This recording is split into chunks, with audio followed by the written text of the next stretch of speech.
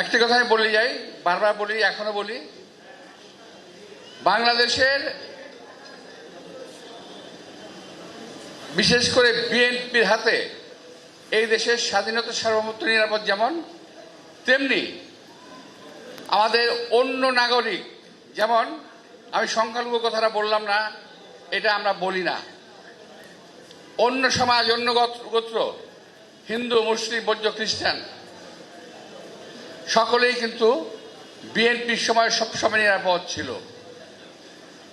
আপনাদের আত্মীয় স্বজন যারা বাংলাদেশে এখনো আছেন, আমার হিন্দু ভাইদের, আপনি একটু হিসাব করে দেখবেন যে আপনাদের আত্মীয় স্বজন যারা ভারত চলে গেছে তারা কখন গেছে, কিভাবে গেছে, একটু হিসাব করে দেখবেন যে বিএনপির সময়ে যদি 1% গিয়ে থাকে, আওয়ামী লীগের সময় গেছে 100% এই দেশ থেকে চলে গেছে।